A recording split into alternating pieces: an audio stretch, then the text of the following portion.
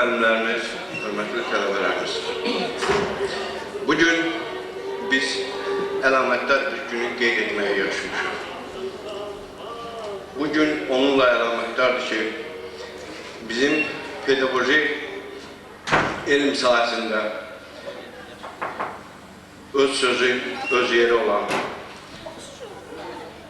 pedagojik elmlər doktoru, professor Arəm Nüsrətoğlu Rəhimov anadan olmasının 60 illiyi ilə əlaqədar bu tədbirə yarışmış.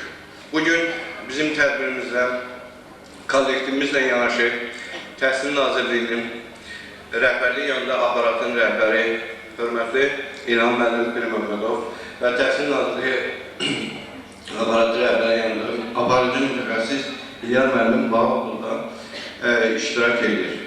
Əvvəla icazə verin, bütün kollektivimiz adından gələn qonaqlarımıza xoş gəlmişsiniz deyək və bugünkü məclisimizdə iştirak etdikləri üçün onlara öz minnətdarlığımızı bilək. Bir neçə kəlmə mən Arəm müəllimin təqdimatında bir neçə kəlmə, yəni əvvəlcədən yalnız bir sahəni vurğuladım. Lakin Arəm müəllimin həyat və yaradıcılığın keçdiyi həyat yolu o qədər zəngin, çox şaxəlidir ki, onun müxtəlif istiqamətlərindən, müxtəlif aspektlərdən təhlil etmək olar, öyrənmək olar, ondan nümunə götürmək olar. Ümumiyyətlə, bu cür yubileylərin qeyd edilməsi mənim fikrimcə iki cəhətdən xüsusilə əlamətlərdir. Birincisi, ondan ibarətdir ki, bizim gənc nəsil bu cür elm və təhsil sahəsində xüsusi xidmətləri olan insanların keçdiyi həyat yoluna nəzər salır, onlardan həm təlim-tərbiyədə, həm müəyyən həyat yolunda özünə örnək kimi, məktəb kimi, deyək ki, ondan nümunə götürür. Yəni, bu baxımdan gənclərin belə tədbirlərdə iştirak etməsi və orada belə təntənəli məclislərdə olması bir tərəfdən xüsusi əhəmiyyət kəsb edir.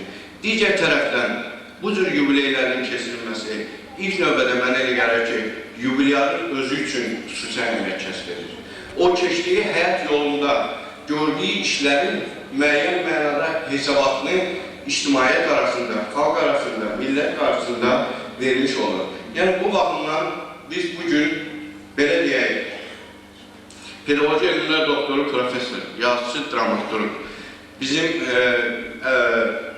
əvəzsiz, deməli, belə deyək, işlədiyimiz, başına yığışdığımız və təsisçisi və rektor olduğu Bakı Qızlar Universitetinin, yəni həm təsisçisi, həm rektoridir, yəni bu sahədə də bacarıqlı təhsil təşkilatçısı da Arəm müəllim təşkilin idarə olunmasında bilavasitə iştirak edir. Yəni, digər sahələrini, yəqin ki, məruzədə çıxış edən məruzəçimiz və çıxışlarda yoldaşlarımız qeyd edəcəklər. Ümumiyyətlə götürdükdə bu üç tutarlı sözün timsalında mən Arəm müəllimin bugünkü yubiley məclisini açıq elan etmək istəyirəm və başlanğıcda ilk kəlmədən yubileyiniz mübarək olsun deyirəm və məclisimizə, buyurun qonaqlarımıza ilk növbədə söz vermək istəyirəm. Sözü Təhsil Nazirliyinin rəhbərliyi yanında aparatın rəhbəri İlham Pirməmmədova təbrik üçün söz verirəm. Buyurun. Hörmətli Arəm müəllim, hörmətli ali məktəbdə çalışan professorlar, müəllimlər, hörmətli tələbələr. Bugün mənim üçün çox xoşdur, sizin rektorunuz Arəm müəllimin yubileyində iştirak etmək. Mənim bu barədə nazir məlumatlandıranda mənə dedi ki, Arəm müəllim 60 yaşı olur və heç bir tərbiyə keçirmək istəmir. Mən nazir məcbur elədim. Nazir, hörmətli nazimizin adından məktub yazdırdım və onu Təhsil Naziri adından biz adla tərtib elədik. Çünki bu Arəm müəllimin sadəliyinə irəli gəlir. Heç nə istəmirəm, heç nə lazım deyil. Heç cəmaət bilməsin. Arəm müəllim, sizin haqqınızda gərək kollektiv öz sözünü desin, tələbələr öz sözünü desin. elmi ictimaiyyət öz sözünü desin. Nazım çox gözəl desin, 60 yaşınız hesabat yaşınızdır. 50 yaşda hesabat yaşıdır. Amma 50'dən sonra artıq insan hesabat verir ki, mən neyləmişim? Mən geriyə baxanda nələr var orada? Özüm üçün, xalqım üçün, ailəm üçün, millətim üçün, dövlətim üçün nə eləmişəm? Və orada yəqin ki, hər insan öz vicdanı qarşısında hesabat verəndə orada mənfələr də var, müsbətlər də var. Onun bir özü bilir, gözü Allahı bilir ki, orada mənfələr nə qədərdir, müsbətlər nə qədərdir. Adam var, hamımız ona deyir ki, yaxşı adamdır, belədir, belədir, amma onun özü bəlkələrində deyir ki, siz mənim o mənfələrimdən xəbəriniz yoxdur. İnsanın özü bilir onun hamısını. Yəni, Ağarəhim müəllim elə bir insandır ki, o həmişə həyatda düz yaşamaya çalışır. O Arif Babayevin Muğam yarışında bir gözəl sözü var, hamınız eşitirsiniz. Deyir ki, bu özünə məxsus oxudu. Yəni, belə bir mənim xoşuma bir cümləsi var idi. Ağarəhim müəllim özünə məxsus adamdır. Onun başqalarından fərqləndirən cəhətləri çoxdur. Alimin yanında alimdir. Adam var, elmlər doktorudur, alimdir. Amma alimin yanında oturmağa qorxur. Sabahları onun tədqiqat işindən bağlı məcbur edəsən ki, gəl 5 alimin yanında bir otur, öz sözünü deyil, ekrana çıx, bir diskusiyada iştirak elə, onun dünya dağısı dönünü gedəməz. Çünki onun sözü yox demək. Amma Ağarəhim müəllim sözünü deyəndir, sözünü çəkinmədən deyəndir, qorxmadan deyəndir. Məqaləsində, məsələn, lazım olsa bir elmi cəhətdən bu işləri görən adamdır. Ona görə onu istəməyənlər də çoxdur. Mən tanıdığım adamlar var, Ağarəhim müəllim xoşlanmırlar. Çünki Ağarəhim müəllim yeri gəldi, o bunları tənqid eləməyə bacarır. Təəssüf ki, onu çox adam eləyə bilmir. Bugün mən hamınızı təbrik edirəm. Çünki bu məktəbin qurucusu, yaradıcısı Ağarəhim müəllim. Mən bugün gəlməyə özümə borc bildim ona görə ki, bu təhsil müəssisəsinin yaranışından, dil açanından bəri mən onun, necə deyərlər, mən gözümün qarşısında olubdur, mən onu görmüşəm. Və Ağarəhim müəllim nə əziyyətlər çəkir, hansı işlərdən keçir. Sonra Sevda Yarınadlı universitet dəyişəndə onu da eləmək istəmirdi. Mən onu məzun edirdim, Ağarəhim müəllim.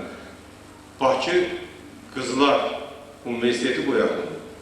Burada universitet elə bir şeydir ki, Allah qoysa, burada hər bir qısas üzrə, əgər bazı olsa, maddi baza yaransa, kadr potensial olsa, təkcə bunlar pedagojik sözünü düzdən çıxartdıq. Çünki bu gələcəkdə bu universitet olsa. Lazım olsa, digər sahələrlə bağlı müəyyən işləri aparırsın. Çünki bu maniyəni aradan qaldırmış. Ağarəhim müəllim özünə asılır bundan sonra nə istəsə eləyə bilər. Mən bir dəfə bu ayətə söz vermişdim ki, sizin bazarınızda bir də məktəb olmalıdır, orta məktəb. Amma təəssüflər ki, onun üçün baza yaranmalıdır, gözəl binası olmalıdır. Hələ bugünə kimi olmuyor. Yəqin ki, gələcəkdə sağlı olsun olar. Çünki hər hansı pedagojik ali məktəbin özünün bazası olmasa, özünün nəzdində orta məktəb olmasa, o müəyyən çətinlərlə özləşir. Birinci, pedagojik təcrübə keçəndə siz məcbur olursunuz, gelib bizim məktəblərə müraciət edirsiniz. İkinci, universitet hər hansı bir elmi, yaxud digər bir tədqiqat aparanda pedagojik tədqiqat söhbət gedir, özünün eksperimental bazası ola bilər, oradan istifadə edə bilər. Yəni, digər ali məktəblərdə var. Onlar vaxtı ilə, o gözəl vaxtdan istifadə edilər, bina da aldılar, torpaq da aldılar, tikdilər də. Amma qismət olsun, mən onu arzulayıram ki, sizin də bazarınız olsun. Ağarəhim təbrik edirəm. Bizim Təhsil Nazirliyinin ən yüksək təklifi Azərbaycan Respublikasının qabaqsız təhsil işçisi. Bax, bu Ağarəhim müəllimin onu təqdim edirik. Hörmət nazirimiz qol çəkib, gözəl bir təqdimimizdir. Onun heç vaxtı döşündən qaçmasın, belə bir nişanım da var. Həmişə sinəndə qalsın. Çünki buna layiqsiniz. 100 dəfə layiqsiniz. Təbrik edirəm.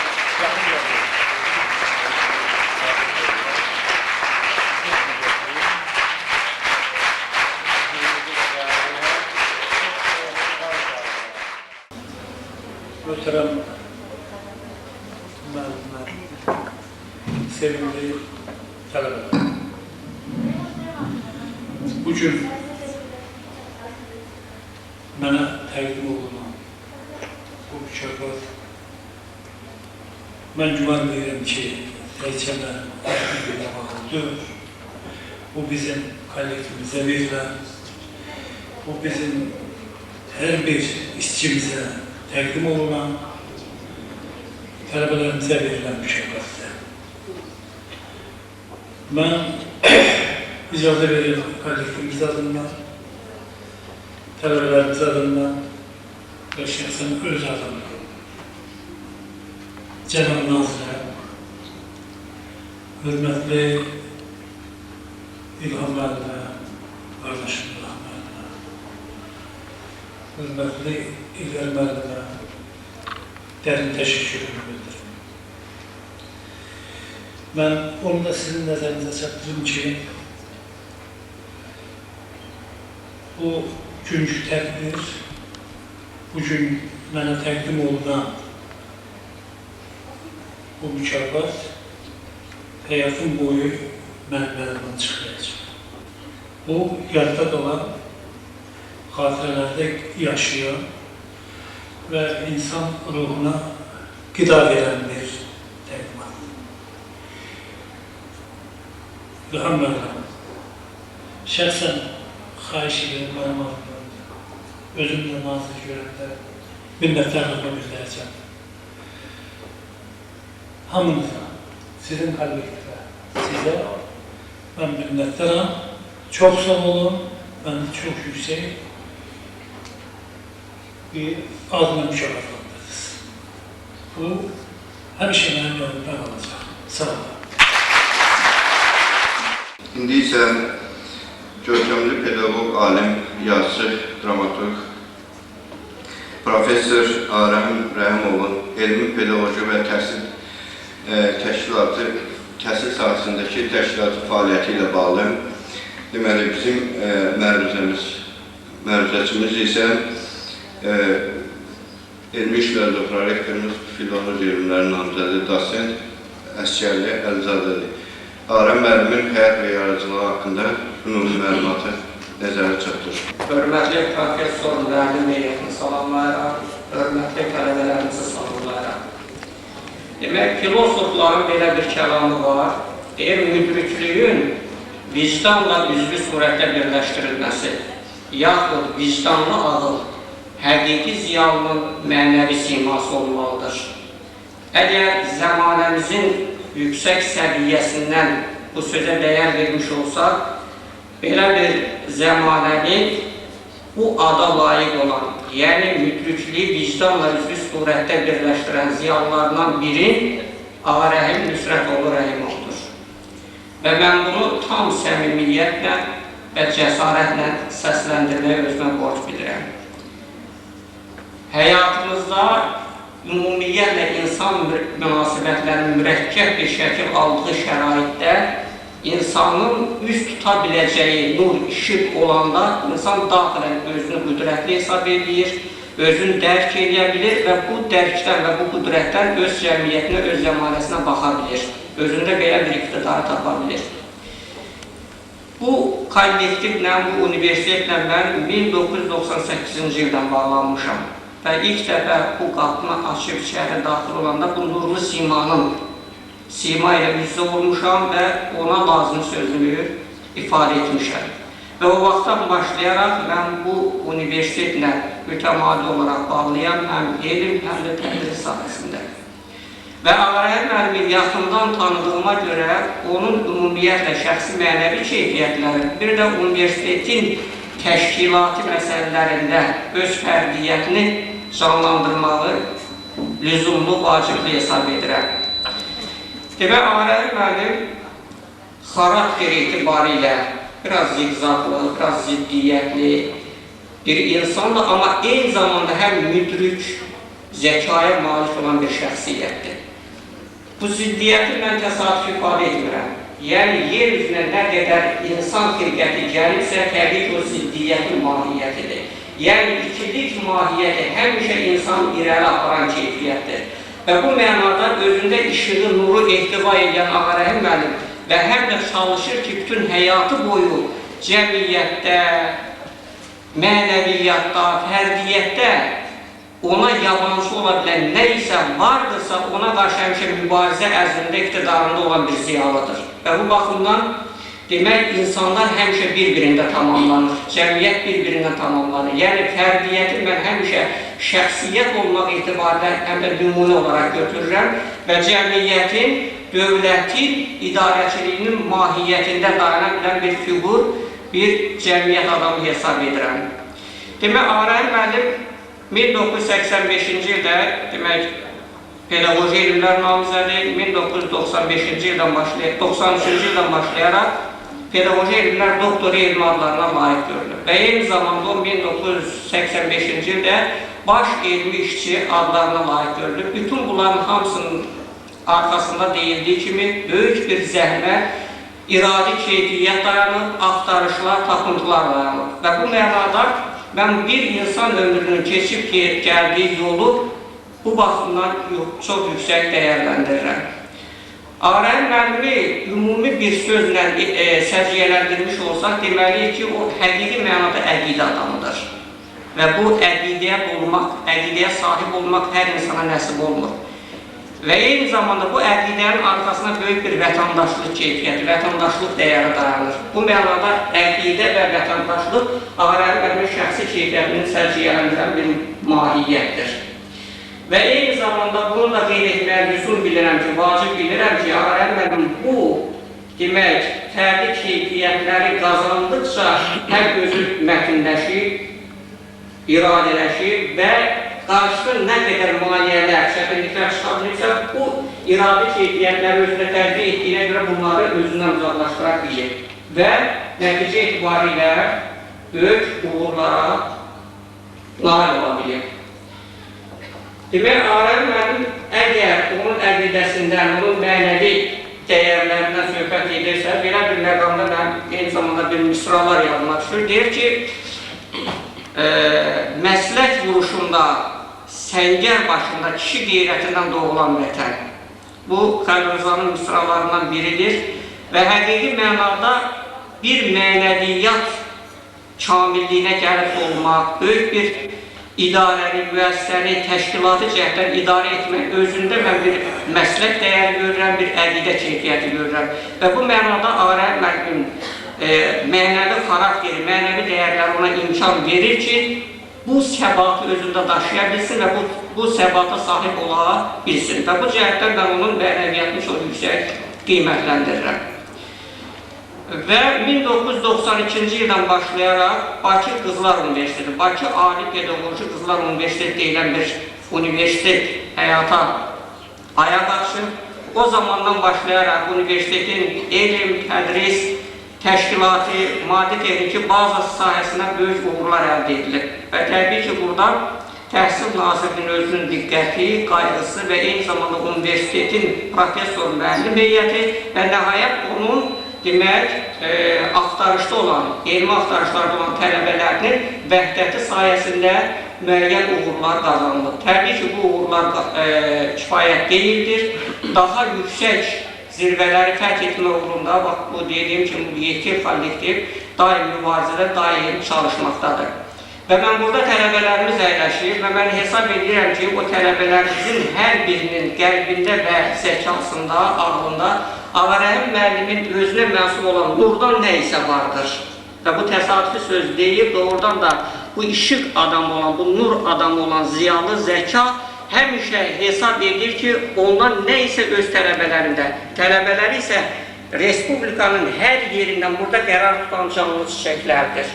Və bu çiçəklər ki, bütün bir güldəstə halında Ağarəhim müəllimin jubileyinə yığışıb, orada qərar tutur və eyni zamanda bu güldəstə millətimizə, cəmiyyətimizə, dövlətimizə aid olan bir güldəstədir və gələcək zamanlarda yaşayan bir güldəstə hesab edirəm. Bu mənada Ağarəhim müəllimin həm də haqqı var ki, öz tələbələri ilə, öz müəllim, professor müəllim heyəti ilə öyürsün. Ağarəhim müəllim nəhayət görkəmli yazıçıdır. Bu sözlə mən cəsarətlə qeyd etməyi lazım bilirəm. Yəni, Ağarəhim müəllim tədris, elm və eyni zamanda bədii yaradıcılığı bir vəhdət, ehtiva halında qəbul edib, onu cəmiyyətə tətbiq edən bir ziyalıdır. Allah, cəmiyyət, ailə və fərd modeli. Və bu vəhdətdən Ağarəhim müəllim öz universitetinə baxır. Əgər bu universitetə bu nöqteyi nəzərdən diqqət yetirirsə, təbii ki, öz millətinə, öz dövlətinə də həmin nöqteyi nəzərdən diqqət yetirir. Yəni, millət anlayışı, millət qavrayışı və millət dərki, dövlət qavrayışı və dövlət dərki Ağarəhim müəllimin fəaliyyətinin ən səciyyəvi, ən spesifik keyfiyyəti hesab olunmalıdır. Və onun keçdiyi nümunə və eyni zamanda bizim üçün bir nümunədir. Mən hesab edirəm ki, burada professor müəllim heyəti özü bir əqidə daşıyıcısıdır, əqidə sahibidir. Belə olmasa Bakı Qızlar Universitetinin mənəvi dəyərlərindən təbii ki, bu qədər ali səviyyədə danışmaq mümkün olmazdı. Ağarəhim müəllim yarışılı o, demək 90-cı illər, yəni müstəqillik dövrünün yarışı olaraq ədəbiyyatımıza qədəm qoyub, bu sahədə kifayət qədər ədəbi tənqidin, kifayət qədər əsaslı, dəyərli fikirləri var və mən bunlar üzərində geniş dayanmaq istəmirəm, vaxt aparmaq olardı. Təkcə onu qeyd etmək istəyirəm ki, Ağarəhim müəllimin əsərləri müzakirə olunub, demək, Nizamlı Ədəbiyyat İnstitutunda, Akademiya Nizamlı Ədəbiyyat İnstitutunda, Respublika Mətbuatının Azərbaycan jurnalında 525-ci qəzetdə haqqında yazılar gedib və nəhayət yaxın vaxtlarda Ağarəhim müəllimin, demək, bədii yaradıcılığının 10 cilddən ibarət olan bədii yaradıcılığının birinci cildi işimizi görür. Bu kitabı mən göstərməyə də lüzum bilirəm. Bax, belə bir kitabdır. Birinci cildi bu, hekayələrdən ibarət olan kitabdır. Kitabın, demək, redaktorları və öz sözləri Professor Təyyar Salamoğlu və Əlizadə Əsgərlidir. Çox dəyərli bir kitabdır. Yəni, bu sadəcə olaraq tələbələrimiz maraqla əminəm ki, bu kitabı oxuyacaq və öz yazıları ilə, təbii ki, öz yazıları ilə çıxış edəcəklər. Mən vaxtınızı çox almaq istəmirəm.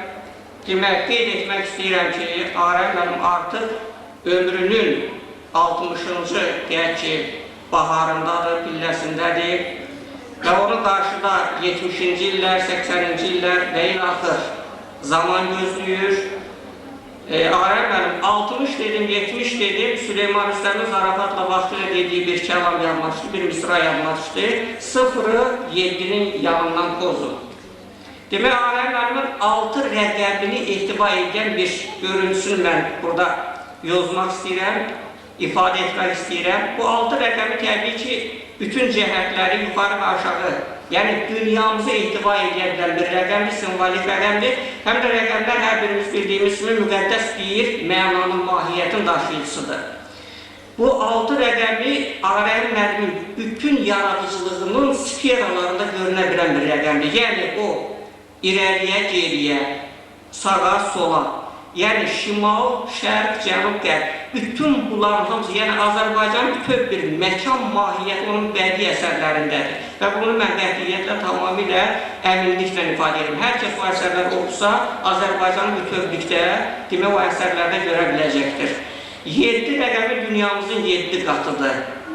7 qatıdır və bu sufilikdən gələn, hüruflikdən gələn bir rəqəmlərdən də həm də biridir.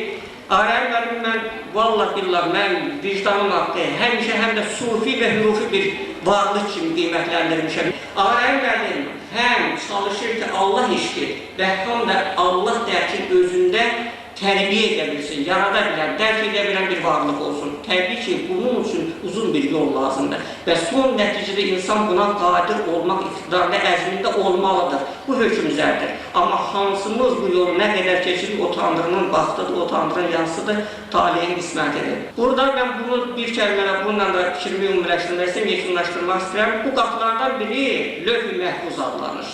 Bu qapılardan biri Aləm-i Məlakut adlanır. Bu qapılardan biri Aləm-i Ləhut adlanır.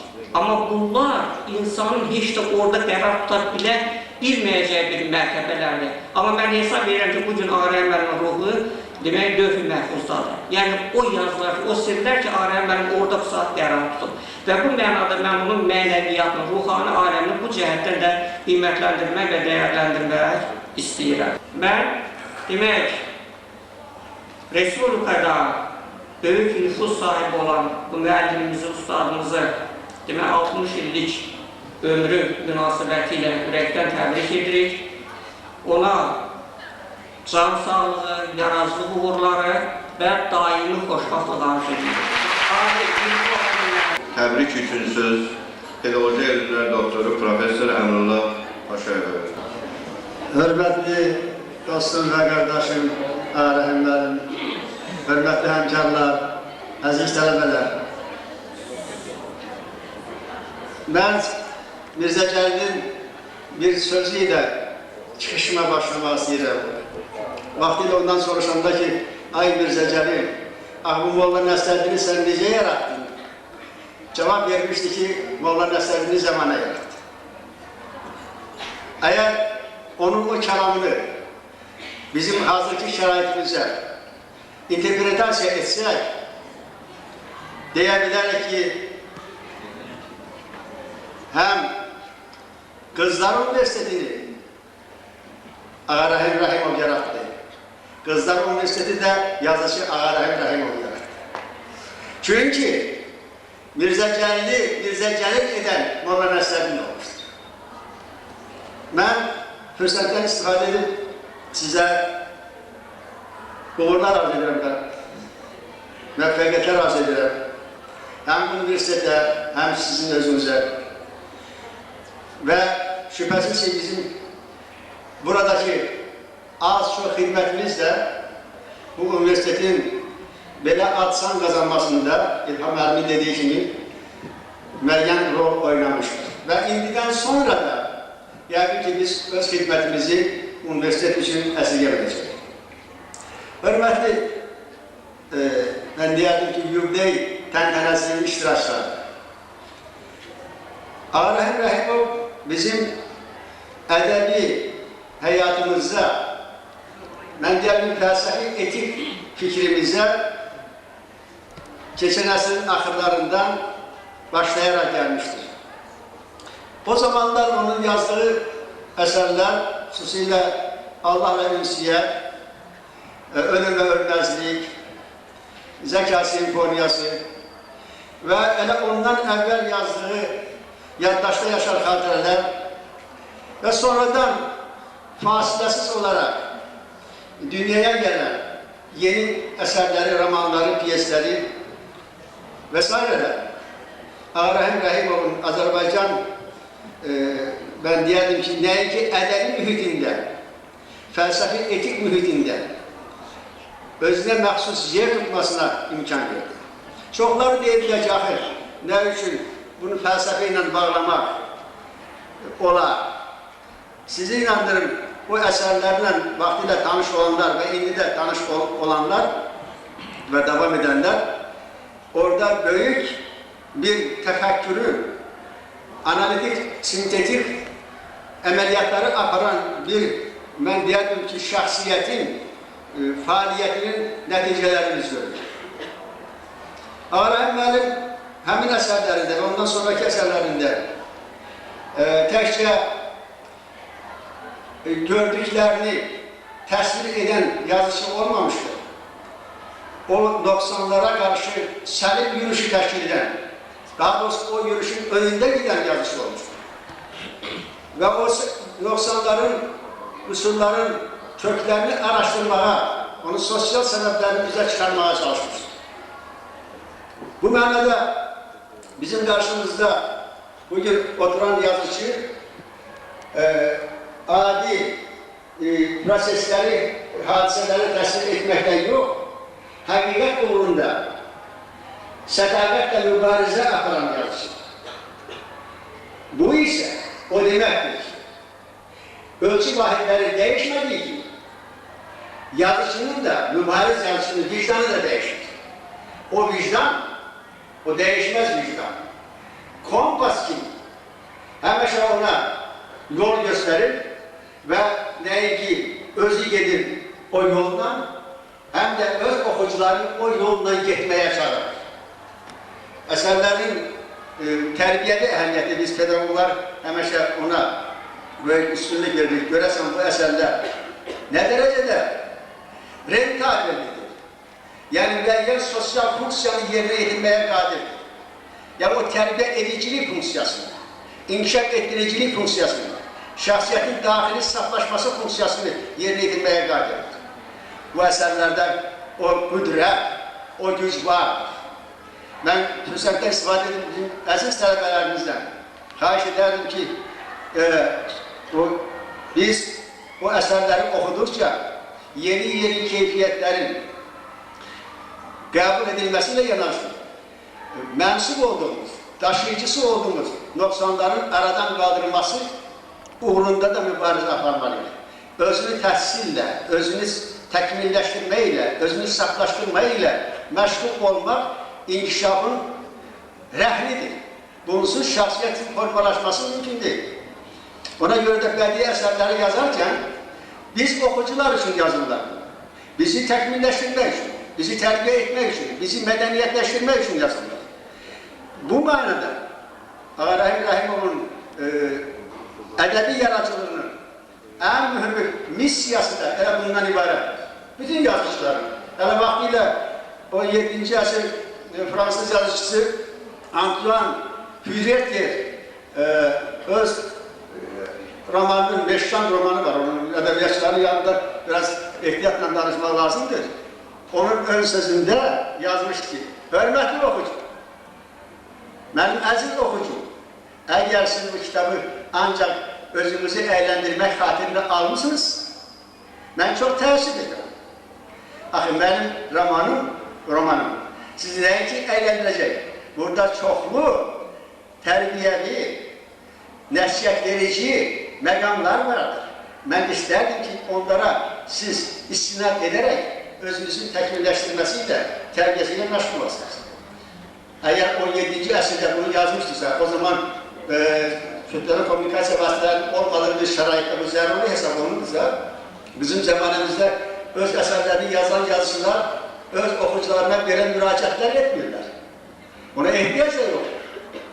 Həyatımızın özü bizdə elə tələbatlar yaradır ki, mənəvi tələbatlar, biz onların yerinə edilməsi, ödənilməsi məqsədilə biz bədii əsərlərə müraciət edirik, onlardan ilham alırıq, güc alırıq, qüdrət alırıq. Nə üçün mən sözümü elə başladım ki, Molla Nəsrəddinin zamana yaratdığı kimi Molla Nəsrəddin də yazıcı, dramaturg, Mirzə Cəlili yaratmışdır. Ona görə ki, o da vaxtilə məktəbdarlıqla məşğul olmuşdur. O da vaxtilə adi kənd məktəbində müəllimlik edilmişdir. Görün, məktəbdə nə qədər böyük güc və qüdrət vardır. Görün, o şagirdlərdə nə qədər ilhamlaşdırıcı, adama güc və qüdrət verən bir qüvvə vardır. Təkcə Ağa Rəhim Rəhimov, bax, mən biraz fikirləşirəm ki, o məktəb, o şagirdlərlə üz-üzə gəlmək, oturmaq, insanın vaxtilə beynində söz, fəaliyyətsiz duran hüceyrələri hərəkətə gəlir. Can verir ona. Və o fəaliyyət axırda yeni fəaliyyət növlərinin yaranmasına gətirib çıxarır. Və Ağa Rəhim Rəhimovun yazıçılıq fəaliyyətinin, dramaturgik fəaliyyətinin meydana gəlməsində Qızlar Universitetinin, bu Nəcib Qızlar Universitetinin gözəl Nəcib qızlarımızı fəaliyyəti, təhsili ona ilham vermiş və bugün biz onun 60 illiyini təntənə ilə qeyd edirik. Çox da məhdud çərçivədə də olsa qeyd edirik, özü təqdirə layiq bir hadisə. Təbrik üçün söz Filolog Elmlər Doktor Profesör Nizam Məmmədova verir. Mən Bakı Qızlar Universitetinin bütün profesör müəllim heyətini, tələbələrini və bütün işçilərini bugünkü yubiley münasibəti ilə ürəkdən təbrik edirəm. Və Ağa Rəhim müəllimə can sağlığı, xoş günlər, yaradıcılıq vüsəti, hafizəsinin dərinliyi, qələminin itiliyini arzulayıram. Bununla belə bir neçə söz ümumiyyətlə Ağa Rəhim müəllim haqqında demək istəyirəm. Ağa Rəhim müəllim öz pedaqojik fəaliyyəti ilə, öz təşkilatçılıq fəaliyyəti ilə, öz ədəbi, bədii fəaliyyəti ilə, öz insani fəaliyyəti ilə öz etik, əxlaqi, mənəvi durumu ilə, insanlara təsiri ilə əsl vətəndaş, əsl ziyalı, əsl sənətkar, əsl yaradıcı insandır. Arəhim müəllim haqqında burada onun pedaqojik fəaliyyəti haqqında, təşkilatçılıq fəaliyyəti haqqında, onun ədəb fəaliyyəti haqqında danışdılar. Mən isə onu qeyd eləmək istəyirəm ki, ümumiyyətlə, Arəhim müəllimi bəlkə biraz mübaliğəyə yol verərəm, amma gəl mənim qənaətim belədir ki, onu fenomenal şəxsiyyət sırasında görmək mümkündür. Çünki Arəhim müəllimin keçdiyi bu zəngin, şərəfli, mürəkkəb, dolambaçlı, zigzaqlı yola nəzər saldıqda biz bütün bu xüsusiyyətlərin hamısını onun şəxsində görə bilirik. Mən isə gələcək həyatınızda, gələcək fəaliyyətinizdə, Bakı Qızlar Universitetinin fəaliyyətində, təşkilatçılıq, sizin özünüzün təşkilatçılıq fəaliyyətinizdə uğurlar arzulayıram. Canınız salamat, ömrünüz xoş, günləriniz xeyir geçsin. Yeni yaradıcılıq uğurları arzulayıram. Təbrik ederim.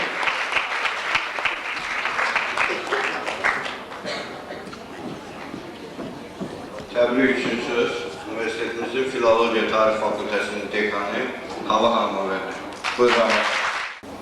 Çox hörmətli Arəhim bəy, əziz dostum. Sizi bu əlamətdar, hamımız üçün əlamətdar günümüzdə təbrik edirəm. Sizə xoş günlər, xoş saatlar arzulayıram. Nazim müəllimin həyəcanını hamı gördü. Yəni, mən heç də Nazim müəllimdən az həyəcanlı deyiləm. Mənə elə gəlir ki, bizim kollektivin bütün üzvləri, müəllimlərimiz, tələbələrimiz də həmçinin. Çünki biz bugün bu yubileyi təkcə sizin yubileyiniz yox, həm də özümüzün yubileyimiz hesab edirik. Ona görə də bu qədər görünür, həyəcanlıyıq. Doğrusu mən deyim ki, heç fikirlərimin axarını da tuta bilmirəm ki, nədən danışmaq olar. Amma hər halda mən birinci növbədə Filologiya Tarix Fakültəsinin professor müəllim heyəti adından, tələbə kontingenti adından sizi ürəkdən təbrik edirəm. Sizin bu günü yaşamağa haqqınız var. Əvvəla İlham müəllim çox doğru olaraq qeyd elədi. Biz bu günü qeyd eləməyi sizin boynunuza çox çətinliklə qoymuşuq. Yəni siz razılıq vermirdiniz ki, bu gün qeyd olunsun. Bir neçə gün bundan əvvəl Nazim müəllim xatırlayır, Nazim müəllim mən sizin otağınızda olanda mən dedim, Arəhim müəllim, sizin buna haqqınız yoxdur. Bu duyğunu yaşamağı bizim əlimizdən almağa sizin haqqınız yoxdur. Dedim ki, Arəhim müəllim, imkan verin, biz bir gün öz qılafımızdan çıxaq.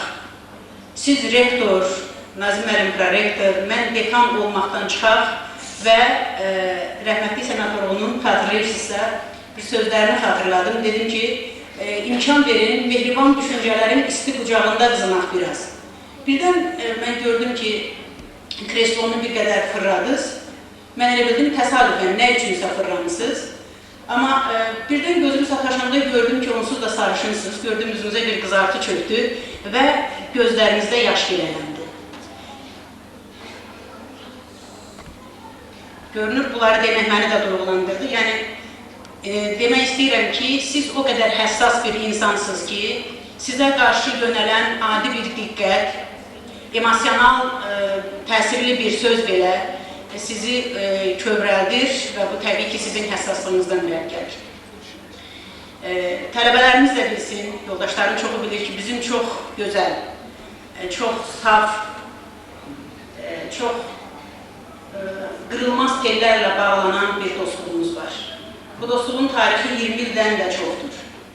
Düzdür, mən deyə bilmərəm ki, bizim tanışlığımızın başlanğıcında bu çox möhkəm bir dostluq idi. Amma hər halda bu qarşılıqlı hörmətə əsaslanan və rəğbət oyadan bir münasibət idi və çox tezliklə bu münasibət əsl dostluğa çevrildi. Bu həm əməl dostluğuna, həm əqidə dostluğuna və nəhayət mənəviyyat dostluğuna çevrildi. Mən bunu çox qürurla deyirəm ona görə ki, bu tələbələrimiz şahid olsunlar ki, doğrudan da əsl dostluqlar var və bu dostluqları qorumaq, onların qiymətini bilmək lazımdır. Mən İlham müəllimin burada olmasından istifadə edərək bir neçə məsələləri demək istəyirəm. Hərçənd ki, mən nəzərdə tutmurdum bu məqamlarda, çünki mən həmişə xoşlayıram ki, biraz lakonik olsun, yubiley tədbirləri biraz şux əhval-ruhiyyəli olsun. Amma İlham müəllim, Arif müəllimin ünvanına bəzi məqamlar dedi. Mən İlham müəllim demək istəyirəm ki, Əmrullah müəllim çox gözəl vurğuladı. Bakı Qızlar Universiteti Arif müəllimi müəyyən mənada mən deyərəm, təbii ki, onun daxilində olmasaydı bu bürüzə verməyəcəkdi, yarattı. Yəni, doğrudur, Arif müəllim çox kəskin, müxtəlif məqamlarda söz deməyi bacaran, heç kəsin qabağından əyilməyən bir adamdır. Amma mən sizə əmin edirəm ki, Arif müəllim burada elə bir demokratik əhval-ruhiyyə yaradıb ki, yəni heç bir ali məktəbdə görmədiyiniz, yəqin ki, siz də gələndə onun şahidi olursunuz. Arif müəllimin qapısı daim kollektivin üzünə açıqdır, daim bu universitetə gələnlərin üzünə açıqdır, daim tələbələrin üzünə açıqdır. Arif müəllim koridorda gəzir və tələbələrdən biri kimi gəzir. Yəni, başqa ali məktəblərdə sizin gördüyünüz o bağlı qapılar arxasında siz Arif müəllimi görə bilməzsiniz. Qaldı fakültələrin idarə edilməsi cəhətdən, Arif müəllim çox demokratik bir rəhbərdir. Yəni, mən əmin edirəm sizi ki, şəxsən mənim rəhbərlik edim fakültənin, demək olar ki, heç bir işinə Arif müəllim qarışmır. Yəni, tam muxtariyyət, tam suverenlik fakültələrdədir və fakültə dekanlarındadır. Yəni, mən istəyirdim ki, bunu da yeri gəlmişkən qeyd edeyim. Arif müəllim, mən yenə də təkrar edirəm, siz bu günü yaşamalıydınız və mən yaşamaq sözünü sadəcə olaraq dəqiqələr, anlar keçirmək baxımından yox, onu duymaq, onu dərk etmək, onu içindən, hisslərindən, duyğularından keçirmək baxımından deyirəm ki, yəni elə hisslər, elə anlar var ki, doğrudan da o təsvirə gəlmir, onu sadəcə olaraq yaşamaq lazımdır. Və bu, sizin bu mövqeyinizi də mən təsadüfi hesab eləmirəm. Hemingway'in hamımız eşitdiyimiz, oxuduğumuz müdrik kəlamlar yadımıza düşür danışarkən çox hoşuma gələn bir ifadəsi var. Deyirdi ki, mən həmişə belə düşünürdüm, mən həmişə inanırdım ki, daha ciddi daxili həyata başlayan insan xaricdən də onu sadələşdirir və asanlaşdırır. Və sizin bu məsələlərə, bu tədbirlərə, nə bilim, bu gül çiçəyə belə doğrudan da əhəmiyyət verməməyiniz təbii ki, sizin çox ciddi daxili həyata başlamağınızdan və kamilləşməyi həyatınızın qayəsi hesab eləməyinizdən irəli gələn bir şeydir.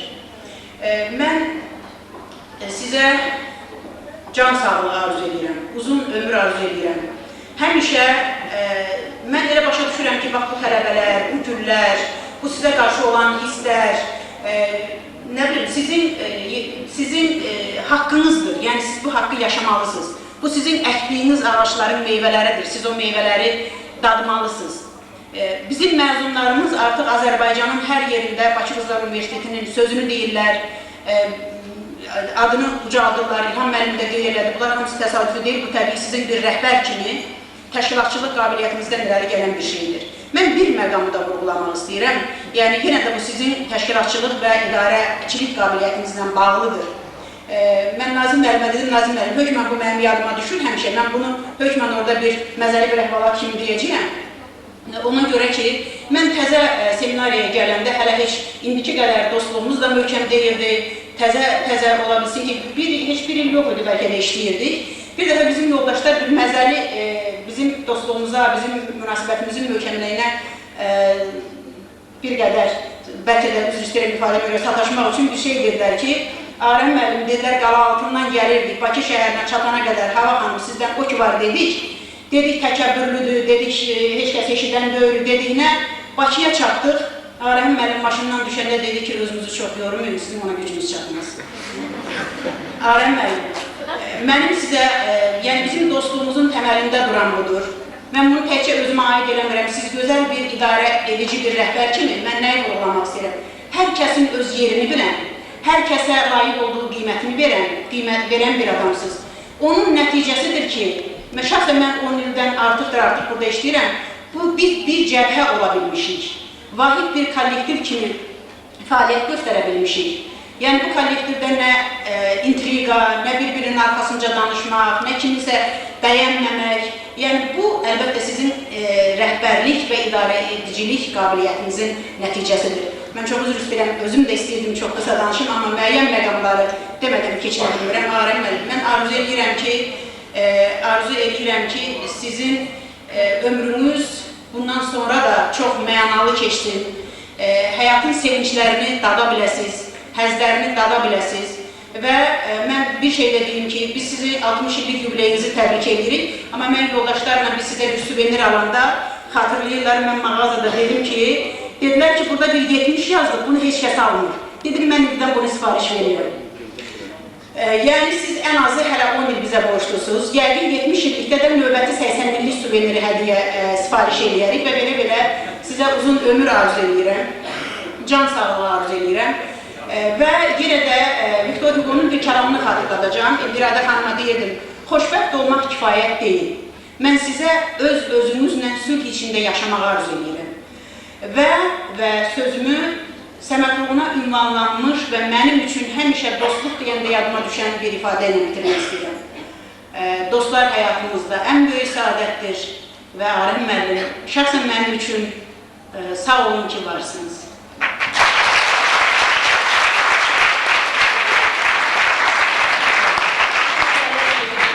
Gördüyünüz bu güllər, görürsünüz, həm ağdır. Bizim dostluq münasibətimiz bu güllər kimi saf, təmiz və həm də bu çiçəklər kimi çox ətirli və zərifdir. Mən bunu sizə təqdim edirəm.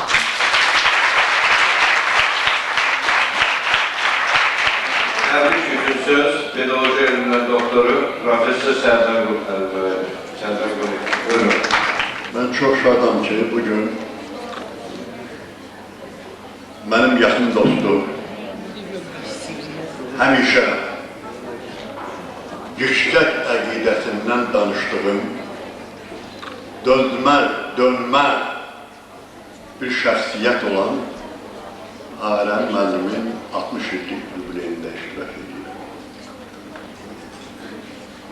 Bir-iki xatirəmi danışacağım, danışmaq istəyən çoxdur, ondan qalacaq.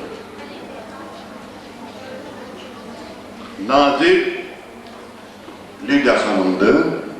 O vaxtı bu universitetin, institutun, seminariyanın haqqında çox ciddi söhbətlər gedir, bağlanmasıyla, nə bilim, başqa bir məsələlərlə bağlı.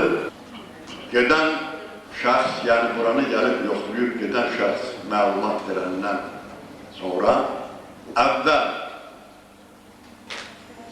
Arəm müəllim danışdı, elə belə ötəri. Sonra demək ki, yoxlayan şəxs danışır, fikrini söylədi. Yenidən Arəm müəllim söz aldı. Mənim heç yadımdan çıxmır. Onda Arəm müəllimlə təhsil problemlərində işləyirdi. Mən oradan tanışırdım. O qədər də yaxınlığımız yoxdur, amma bilirdim ki, belə bir şəxsiyyət var. Sözün deməyi bacaran bir şəxsiyyət var. Sizi inandırım ki, orada, o böyük kollegiya iclasında dedim, mənim tutduğum yol doğru yoldur, düz yoldur. Heç kəs məndən heç bir şey gözləməsin. Bu yolu axıra qədər davam elətdirəcəm. Bax, bu da o yolun davamı. Buna bir də təbrik edirik sizi. Arəm müəllim. Öz ideyanın üstünə axıra qədər. Mötəbər bir yığıncaqda təhsil problemlərin üstündən bir məsələ müzakirə olunurdu. Hər kəs öz fikrini deyirdi. Arəm müəllim də fikrini dedi. Mən bunu bir neçə dəfə xatırlatmışım.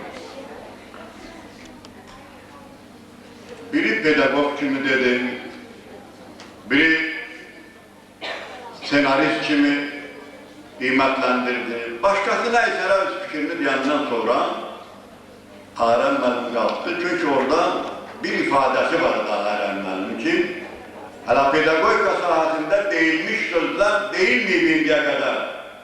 Yadınızda var mı Arəm müəllim? İndiyə qədər deyilməyib. Özdə pedagogika institutunda deyil, təhsil problemlərin üstündə gedir söhbət.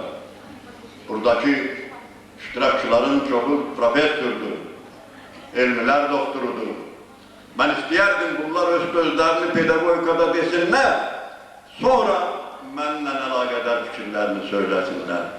Bu birinci söz, sonra dedi, istəyirsiniz mənim kimliyimi Allahla ünsiyyətdə olan, yəni Allahla ünsiyyət adlı kiçik bir kitabçam var. Oxuyun, sonra mənim haqqında qiyməti verin.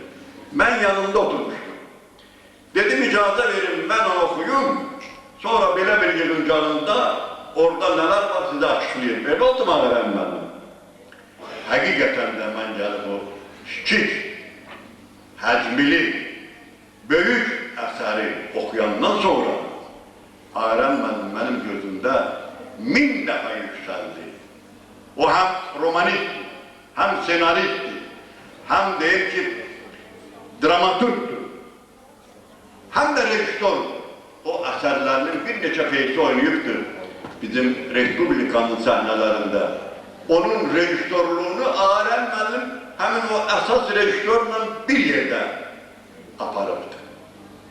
Bax bu mənada Ağarəm müəllim öz əsərlərinin içərisində yaşayır. Tolstoyun bir maraqlı fikri var. Deyir, mən əsəri yazıb, öz fikrimi deyəndən sonra hər axşam çəkilirəm özümə. Daxili aləmimə 100 dəfə yaratdığım obrazların üzərində əməliyyat aparıram. Sizin əsərlərinizi oxuduqca sizin nəyə qadir olduğunuzu, nə qədər yüksək əqidəli olduğunuzu, həyatın nəbzini nə qədər gözəl tutduğunuzu canlı şahid oluruz. Biz sizə ürəkdən gözəl xoşbəxtlik arz edirik. Buraya yığışanlar və mən də başda o sizinlə bir yerdə olmaq şərtiyle mən deyərdim ki, siz səbirsizlikdə səbirsizsiniz. Amma daxili aləminizə inəndə o səbirsizliyin içərisində nə qədər dərin mənalar var, bunun canlı şahidi olur. Danışanlar hamısı gördük. Və mən bu yaxınlarda sizinlə bir söhbətimdə dedim ki, maaşların qaldırılması məsələsi gedirdi. Dedim, burada əmək haqqının qaldırılmamasına asılı olmayaraq, mən bu universitetdən heç yerə getməyəcəm, sizinlə burada işləyəcəm. Ona görə ki, burada tələbə də, müəllim də, hamısı bir-birinin üzünə dik baxmağa bacarır. Bundan böyük nə olar bizim iş? Nəhayət bir keyfiyyətində deyim, insanın əsl keyfiyyətini onun evladları ilə münasibətdə görərsən. Yüksək səviyyəli evladlar tərbiyə edib Ağarəm mənim. O, hər adama nəsib olur.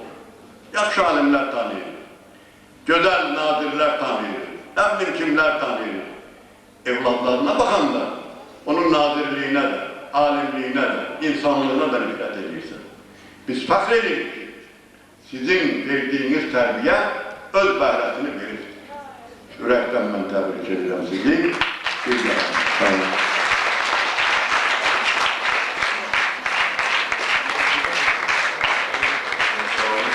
Təbrik üçün söz Filologiya elmləri doktoru professor Qəzənfər Kazımoğlu.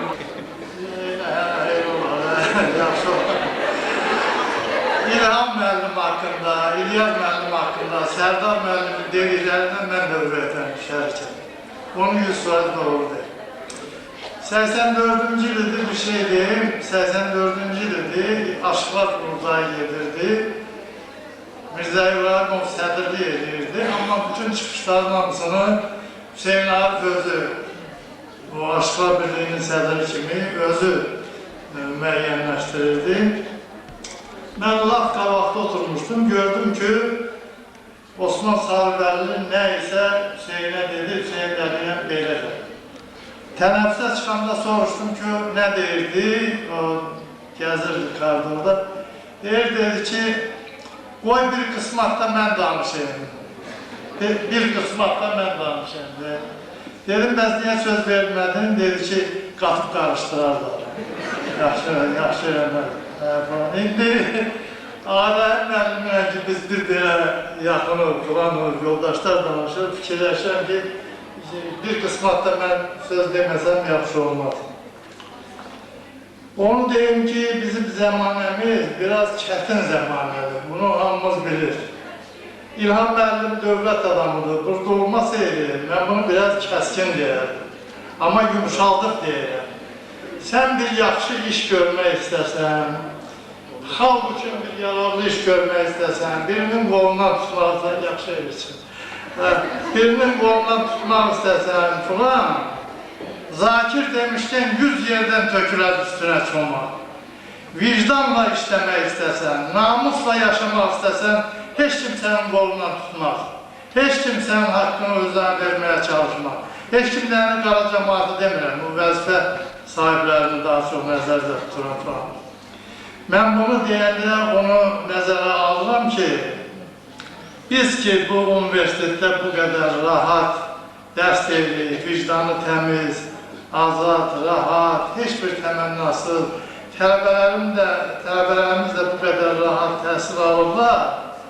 Bunların, bu rahatlığın o biri başında Ağarəhim müəllimin daim çarpışmada olan qəlbi, daim çarpışmada olan əsəb sistemi dayanır.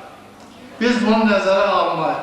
Dəfələrlə mənə deyib ki, az qalmışam, qapısına bir qıfıl vurub çıxıb gedir. Dözüm, o dözüm istək, bu xalqa xidmət istəyi onu burada duruş gətirməyə kömək edir. 90-cı illərin əvvəlləri idi, Ağarəhim müəllim pedagogika institutunun işçisi idi, doktorluq müdafiə edirdi, mən də Müdafiə Şurasının elmi katibi idim. Çox sakit, dinməz, yaxşı bir müdafiə gedirdi. Orada yaxşı bir anekdot əmələ gəldi, onu demirdim aləmdə. O ayrı şeydir, özümüz bilirik, onlara bu şeydir. O zaman heç kimin ağlına gəlməzdi ki, Ağarəhim müəllimin belə bir qüdrətli təşkilatçılıq qabiliyyəti var. Heç kimin ağlına gəlməzdi ki, Ağarəhim müəllim bədii, yaradıcılıq potensialına malik olan bir adamdır və belə cilt əsərlər ortalığa çıxarır. Bunlar nə ilə bağlı birdən-bir ortalığa çıxar? Bəyabir yoldaş doğru dedi. Neçə ki, Ağarəhim müəllim bir fərd idi, özü üçün çalışırdı, o elə Ağarəhim müəllim olaraq qalırdı. Elə ki, bu universiteti yaratdı, ictimai adama çevrildi, aşağılarla, yukarılarla əlaqəsi genişləndi və nəticədə o cəmiyyəti güzgü kimi görməyə başladı. Onun daxilindəki o potensial onu məcbur elədi ki, bu əsərləri ortalığa çıxarsın. Bunlar hamısı təbii baş verən hadisə. Onun gecliyinin, tezliyinin də heç bir dəxli yox. Sabir 40 ilə qədər xırda şeirlər yazıb Sabir şimdi tanınmıyor, qəzəllər.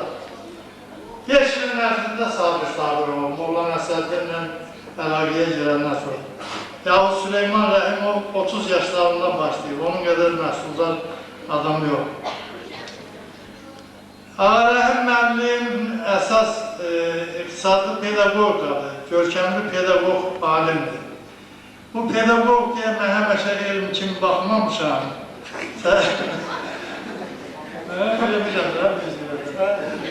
Baxmamışam, amma indi burada onu yüksək qiymətləndirirəm. Çünki bugünkü pedaqogika, o dərs bölgüsü, icmal tutmaq, ondan sonra dərsi planlaşdırmaq elmi yox, hikmət elmidir, böyük humanist elmidir.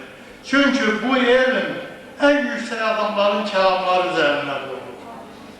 Ağarəhim müəllimə bu cəhətdən pedagogika elminin çox böyük təsiri olur.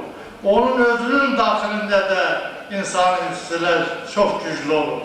Bütün bunlar birləşəndə onun yaradıcılığında çox böyük hikmətin əmələ gəlməsinə səbəb. Çox qısa deyirəm ki, onun bədii əsərləri bugünkü gənclər üçün dərs kitabı olmalıdır. İndi bu saatı ölkədə Sovet dövləti bilirsiniz ki, xalqı və onun gənclərini qoruyur, əxlaq cəhətdən qoruyur. Amma indi bizim televiziya əksinə təbliğat aparır. O gün bir aktyorla görüşmüşəm, gəldin sənə. Mənim çıxmışdılar. Bir aktyorla görüşmüşəm, deyir ki, sağla, bunu da orada benim. Deyir ki, bir nəfər haqqında bizim cəmiyyət yuxarılara yazmışdı ki, bu tərbiyəsizlik yayır. Əxlaqi cəhətdən naqislik. Yazdıq, gözlədik, bir aydan sonra ona xalq artistisi adı verdik. Falan. Amma Ağarəhim müəllim bədii əsərləri ilə gəncliyə deyir ki, bax, həyat bu cürdür. Mütaliə elə çıxış yolu tap. Sən o yazılana, deyilənə, qəzetə, televiziya bax. Gəncliyə həyat yolunu göstərir, çıxış yolunu göstərir. Bir cəhətdə deyim, düşürəm. O Qarabağ bizim ən böyük bəlalarımızdan bilirsiniz ki, biridir. Hələ də bizim bədii ədəbiyyatda Qarabağ mövzusunda isbatlı bir əsərə rast gəlmək olur. Yoldaşlar bilirlər. Amma Ağarəhim müəllimi bilirsiniz ki, neçə piyesi var. Biz onlara baxmışıq da, tamaşa eləmişik. Gözəl hekayələri var. Onun təkcə Canavar balası hekayəsi 20 hekayədir. O hekayə samballı bir roman məzmununa malik bir əsərdir. Və özünə deməmişəm, demirəm, bəlkə oxuyanlar da başa düşmür. Orada Qarabağın düşmənə təslim edilməsinin əsas səbəbi o erməni balasının simasında dəqiq şəkildə açılıb göstərilir. Çox güclü bir əsərdir. Ağarəhim müəllim, əziz dost, sən ürəkdən təbrik edirəm. Hələ sənə bir yaş stadı təqdim edir ki, bir belə yaş falan. Mən çox şişirdirmiş rəqəm demirəm. Jupiterin bir ili bizim 12 ilimizə bərabərdir. Yəni, bir il fırlananda bizim 12 ilimiz müddətinə fırlana bilir. Mən sənə 3 dənə Jupiter edib, 4 dənə də yer ilə atılır. Kəsib deyil.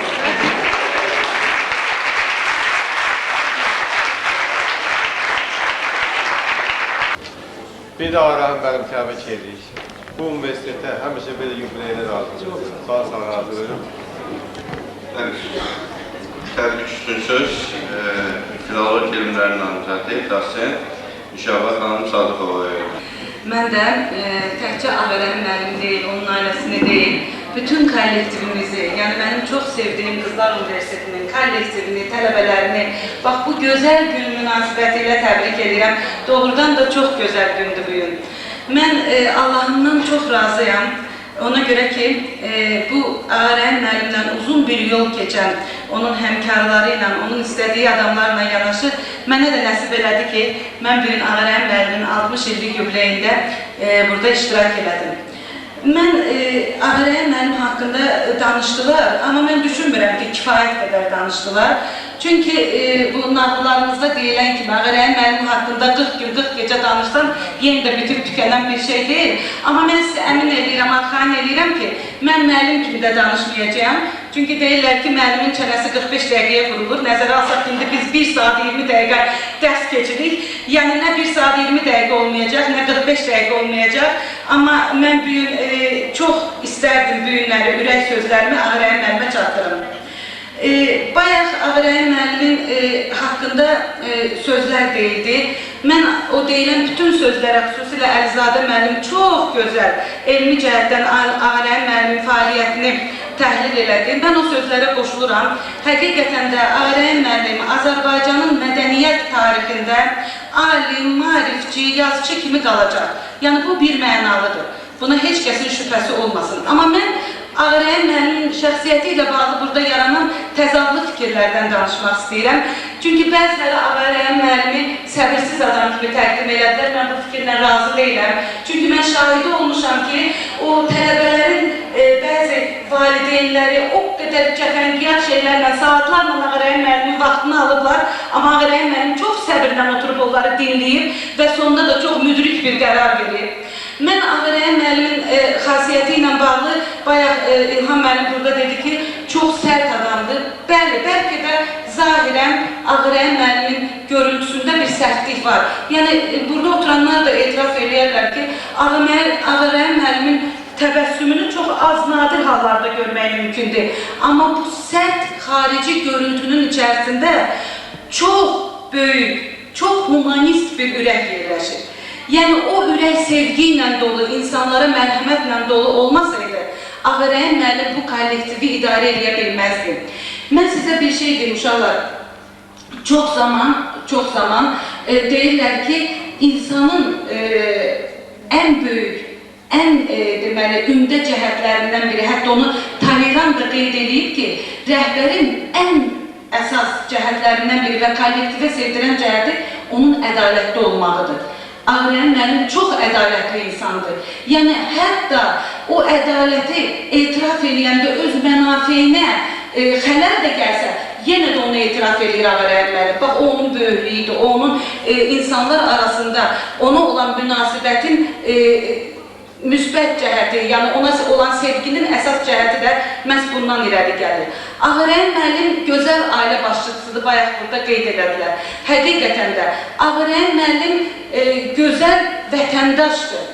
Ağarəhim müəllim gözəl insandır. Yəni Ağarəhim müəllim, bax bu keyfiyyətlərini mən istəyirəm xüsusilə qeyd edeyim. Mən sizə necə söz vermişdimsə, çalışacağım ki, öz sözümün üstündə durum, çox az bir çıxış edeyim. Amma yox, 45 dəqiqə danışmayacağım. Bayaqları bir şey dedim, çox zəhmətkeş bir insandır Ağarəhim müəllim. Bayaqları elə Vaqif müəllimə də orada oturanda dedim ki, bir dəfə Ağarəhim müəllimlə söhbətdə dedim ki, dünyanın, Avropanın qəbul etdiyi ən məhsuldar yazıçılar Dickens və Maupassant'dır. Dedim, Maupassant ildə 1500 səhifə yazır, Ağarəhim müəllim dedi ki, mən bundan da çox yazıram. Həqiqətən də elədir, çox məhsuldar işdir Ağarəhim müəllim. Ağarəhim müəllim haqqında bir şey demək istəyirəm. Fransızlar müəyyənləşdiriblər ki, insanın ən xoşbəxt, ömrünün ən xoşbəxt anları, vaxtı 60 yaşı ilə 70 yaş arasındadır. Mən bu mənada fransızlarla razılaşıram, baxmayaraq ki, Azərbaycanlılar mənlə razılaşmırlar. Çünki təxminən 60 yaşına qədər insan müəyyən çox problemlərini həll edir. Yəni, ailəsi ilə bağlı, cəmiyyətlə bağlı, artıq cəmiyyətdə oturuşur, artıq ailəsində müəyyən problemlər həll olunur və 60 yaşından sonra həqiqətən də artıq başlayır özü üçün yaşamağa. Və bu, onun xoşbəxt anlardır. Ağarəhim müəllim, mən arzu edirəm ki, sizin bu hələlik qarşıda gələn bu 10 iliniz doğrudan da sizin həyatınızın ən xoşbəxt anları olsun, ən xoşbəxt günləri olsun. Siz buna layiqsiniz, insan kimi layiqsiniz, alim kimi layiqsiniz. Siz buna ən azı mən sizə dedim ki, bir dəfə demişdim ki, Azərbaycan mədəniyyəti tarixində Hacı Zeynalabdin Tağıyevdən sonra sizin adınız qalacaq. Məhz bu Qızlar Universiteti ilə bağlı. Yəni siz çox böyük xidmət göstərmişsiniz Azərbaycan mədəniyyətinə, Azərbaycan təhsilinə, Azərbaycan maarifinə. Mən bir daha sizə uzun ömür, can sağlığı, xoşbəxtlik arzulayıram.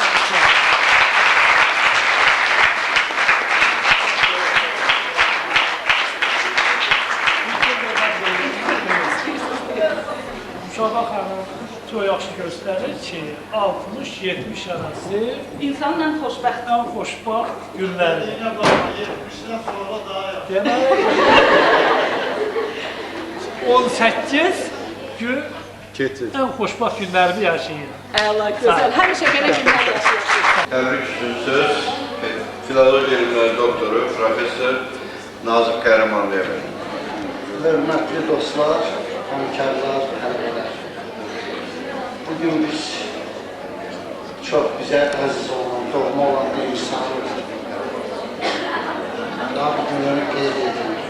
Ancaq deyirlər ki, çıxış eləmək də siyasətdəndir. Yəni, səhv eləməmişsə deyil. Ancaq mən burada siyasətçi kimi çıxış eləmirəm. Yəni, dost bir insan kimi, ona yaxın bir insan kimi çıxış edirəm. Və doğrudan da bizim yaxınlığımız, mənəvi yaxınlığımız. Bu, birinci növbədə mənim üçün Ağarəhim Rəhimov mənəvi fenomendir. Və birinci növbədə şəxsiyyətdir. Və onun bir alim kimi fəaliyyəti də, onun pedaqog və elm təşkilatçısı kimi fəaliyyəti də, yazıcı kimi fəaliyyəti də onun şəxsiyyətinin törəmələridir. Mən bu cür qiymətləndirirəm. Çünki şəxsiyyət olmadan nə yaxşı yazıcı olmaq olar, nə yaxşı alim olmaq olar, nə yaxşı vətəndaş olmaq olar. Və buna görə də həmişə bizim sözümüz də tutur mənimlə bir il, bəlkə də az yaş fərqimiz var. Mənə elə gəlir ki, bu yaşın da özünə məxsus xüsusiyyətləri var. Yəni, biz bir nəslin nümayəndəsiyik. Və hətta mən dünən bir sənədlərin birində gördüm ki, 68-ci ildə fəaliyyətə başlayıb. Mən də 68-də fəaliyyətə başlamışam. Şəkər onda da var, təzyiq onda da var, məndə də var. Yəni, bu cür çox müştərək qazandığımız həyatdan qazandığımız nəsnələr var və bu nəsnələrə mən istəməzdim ki, kimsə qıfta eləsin. Doğrudan da Arəmin müəllim böyük insan, böyük şəxsiyyət, böyük bir qəlb sahibidir, böyük bir ürək sahibidir. Onunla danışanda doğrudan da qeyd elədilər, o qədər yaxşı sözlər dedilər ki, onlar hələ onu tam mənada açmır. Ancaq hələ deyiləsi söz var. Yəni, o insanda o qədər daxili potensial, o qədər daxili zənginlik, deməyə söz, həyat üçün hazırlıq, düşünmək üçün perspektiv var ki, bu doğrudan da belə bir universiteti yaradır, belə bir gözəl əsərlərin müəllifidir. Mən hətta deyərdim ki, bir alim kimi, məlumdur ki, bu pedagog kampanya çox yaxşı dedi Qəzənfər müəllim, ancaq mən düşünürəm ki, pedagogika ilə sən deyən asan deyil, bu təhsilin nəzəriyyəsidir. Təhsilin nəzəriyyəsində hər kəs onu kifayət qədər mənimsəyə bilmir, onu kifayət qədər təbliğ edə bilmir. Və elə bilirəm ki, həmişə deyirlər, belə bir dini Peyğəmbərin hədislərindən biridir ki, alimin mürəkkəbi həmişə deyək ki, o ibadət edənlərdən ağır gəlir. Ancaq mən deyərdim ki, o yazıçının mürəkkəbi heç də alimin mürəkkəbindən yüngül deyil. Yazıçının mürəkkəbi də ağırdır. Yəni, Arəmin müəllim elə bir şey deyişib ki, yazıçılıq da neysə çox ciddi bir işdir. Yəni, bunu elə-belə kimsə qaralama kimi, ya neysə, o qrafaman kimi nəzərdə tutsa, yazıçılıq böyük işdir. Ona ciddi baxan insanlar üçün. Bayağı səhv eləməmsə, kimsə dedi ki, Fransız qız yazıçılarından misal gətirdilər. Mən də Jules Renard'ın bir sözünü misal gətirəm. O deyir ki, yazıcı gündə bir sümbül yeməli, bir stəkan günəş içməlidir. Mənə elə gəlir ki, elə Arəmin müəllimdə bu qəbilli insandır. Çox obrazlı deyilir orada. Bir sümbül yemək nə deməkdir? Çox qeyri-adi bir sözdür. Yəni, bir stəkan günəş də, o da bayaq deyilən, məsələn, Əlizadə müəllim dediyi başqalar dedilər ki, o daxili nurla bağlı insanların xiridarı və daha doğrusu onların təyinatıdır. Mən belə düşünürəm ki, çox danışmaq olar onun haqqında, çox gözəl sözlər dedilər. Mən şəxsən bu yubileyi